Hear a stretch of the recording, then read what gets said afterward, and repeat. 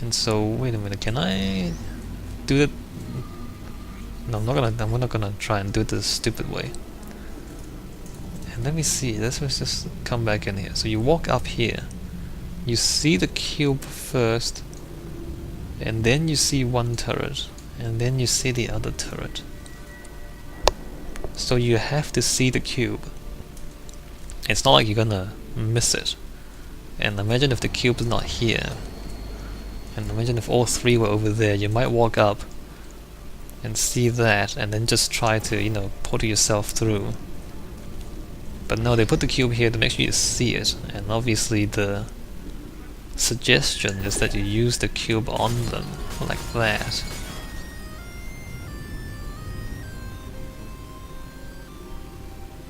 And you hear that, like, the sound, the music plays when you do it. I think that's supposed to be a reward, or...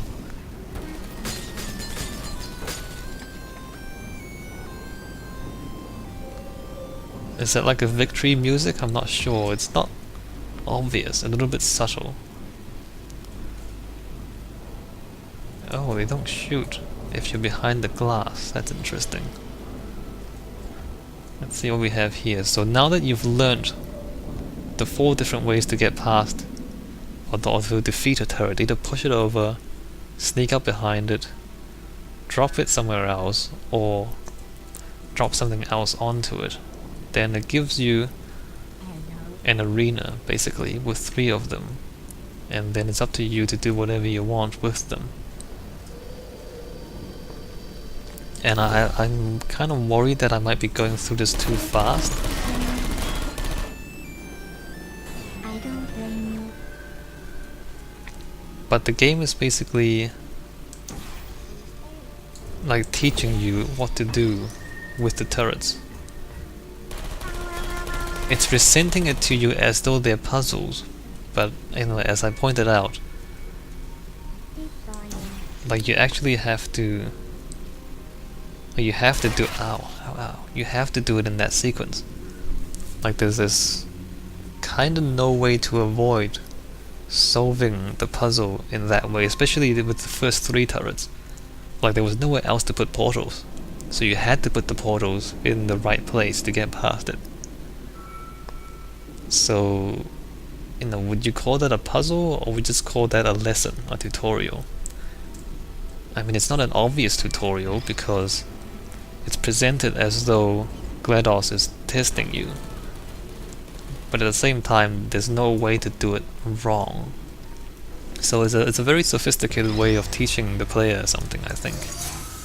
And we've seen this sort of thing in the first game a little bit, and now we're seeing it even more clearly in the second game. I mean, compare this with the first turret level of the first game.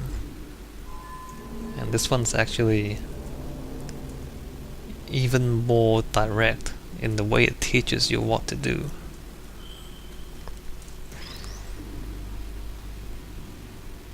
And here, you know, they give you the big white surfaces and then let you figure out what to do yourself.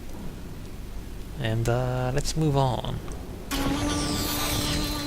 Whoa! Okay, so there's no elevator there. This is strange. This is different from all the previous test chambers. And a loading screen. Yep. So, you know, in a lot of ways, I think it's taking some of the successes in the first game and refining it even better. To maintain a constant testing cycle, I simulate daylight at all hours and add adrenal vapor to your oxygen supply. So you may be confused about the passage of time. The point is, yesterday was your birthday. I thought you'd want to know. And more mind games from GLaDOS. What is this? Like, why would she bring us here?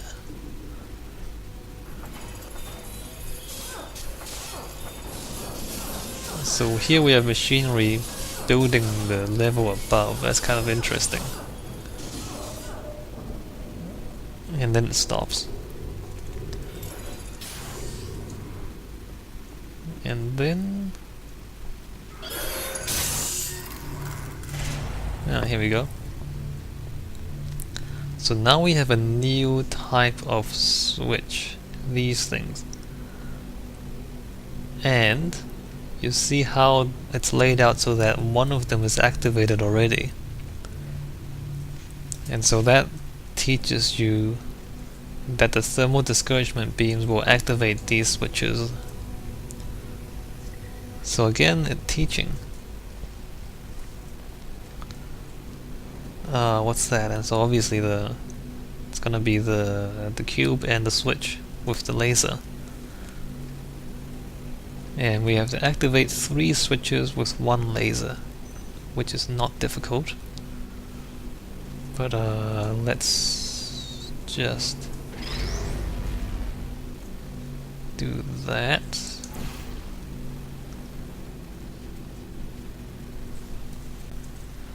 And put the other one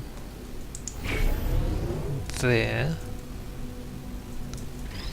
And then activate the last switch with the cube. You know how I'm going to live forever, but you're going to be dead in 60 years? Well, I've been working on a belated birthday present for you.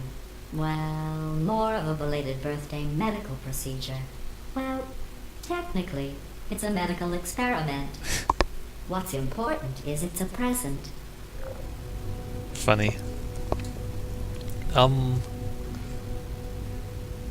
So we came into the level, we were shown that the lasers activate these things. We weren't actually told that you can shoot it through one and into the others, but I guess that's kind of obvious because the laser went through the first one anyway.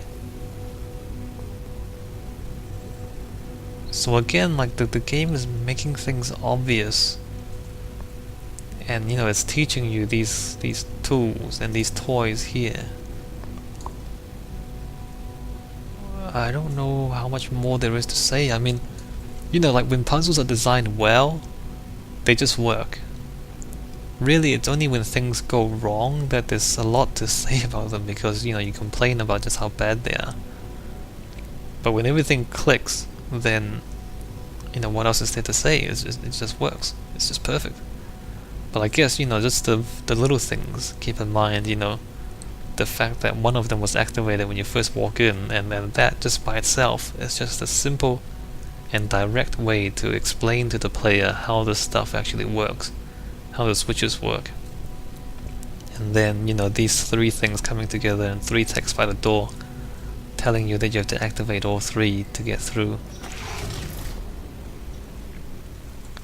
It's just really good tutorial design. I was gonna say good puzzle design, but I don't know if we can call it a puzzle at this stage. Or maybe there's no difference between the two. I mean, puzzles are about... That jumpsuit you're wearing looks stupid. That's not me talking. It's right here in your file. On other people it looks fine. But right here a scientist has noted that on you it looks stupid. Well, what does a neck-bearded old engineer know about fashion? He probably... Oh, wait, it's a she. Still, what does she know? Oh wait, it says she has a medical degree. In fashion. From France. So she's obviously lying, but it's hilarious the way she says that. What was I saying? I keep losing my train of thought because they interrupt. I can't remember what I was saying before.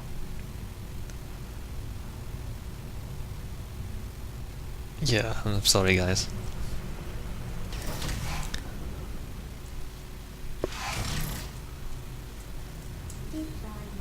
Huh.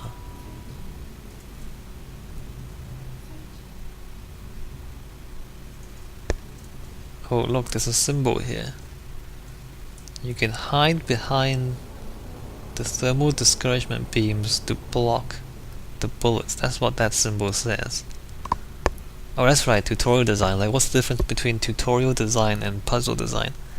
Because a puzzle design is basically about I mean, to solve the puzzle, you need to learn about it, and you need to figure out what the secrets, or or you have to figure out how the puzzle works in order to solve it.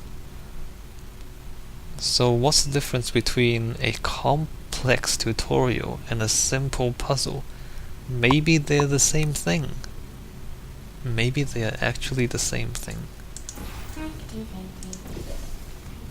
There we go. Sleep mode activated. So, Would you come over here? you know, here they're teaching you that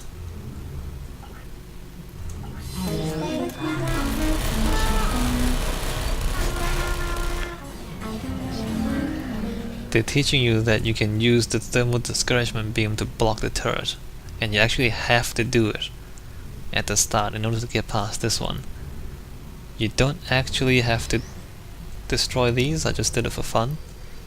But you know, the fact that they were behind here and they couldn't shoot you, or they couldn't even see you, that's teaching you that the thermal, the hard light. Why do they give them these crazy names? Like the light walkway things, like the light bridges, they will stop the turrets. That's basically what they're teaching you here. So, you know, just as I was saying before, like, what's the difference between a tutorial and a puzzle? I mean, that's basically a puzzle, right? You have to do that to get past that. But it's also a tutorial at the same time.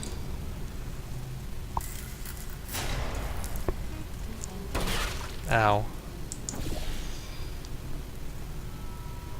So you're doing this to get past the turrets. What was this again? Right. So we have this. Oh. Okay, so that lowers the glass and there's turrets behind it. This is actually a little bit complicated. Let me see, nothing going on there. Oh, I remember now. You have to do this to land up here. And I don't remember if this was difficult or not. I mean, obviously I finished the game before, so it's not that difficult. But this is the first time we've played a level where the hard light bridges interacted with the turrets. Like, again, I don't have a good sense. I don't have a good sense of just how hard this is for most people. And only Valve knows that. And only Valve, having tested this game on a lot of people, only they would know what percentage of the human population can do this puzzle. And I'm guessing quite a high percentage because a lot of people enjoy this game. So yeah, so I mean, again, like, Valve does a lot of testing, and that testing allows them to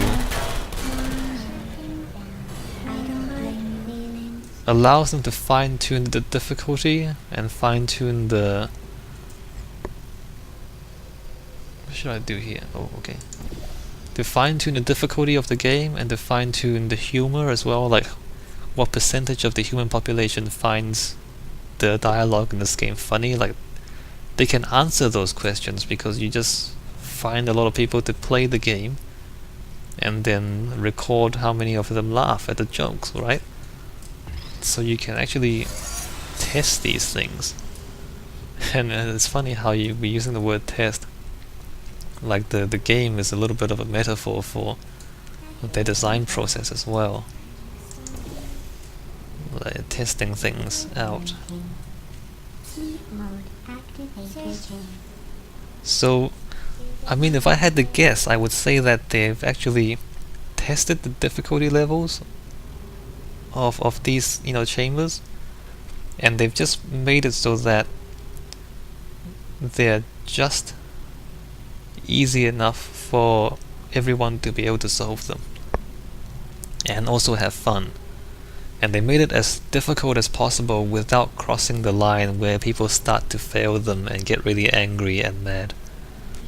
And so keep everyone happy and then make the puzzles as difficult as possible without crossing that line. And I think that seems like the sensible thing to do, right? If you want to design a puzzle game that is both fun and challenging, that's the area you want to hit. And maybe that's why I'm having such a difficult time answering whether this is too difficult or not, because it's just on that boundary between being too difficult and being not fun. And yeah, seriously, I mean, if you are gonna design a puzzle game, you might as well do that. Hello. Search target lost.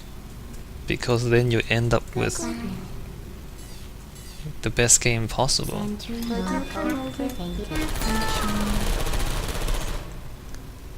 And that's always kind of amusing, knocking these things down.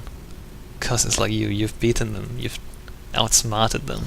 I'm going through the list of test subjects in cryogenic storage. I managed to find 2 with your last name. A man and a woman. So that's interesting. It's a small world. She seems like she's being serious there. You can't really tell if she's telling the truth or not. It's quite well done, like the tone of her voice and everything else. Again, the voice acting is superb in this game. Both Stephen Merchant and Alan McLean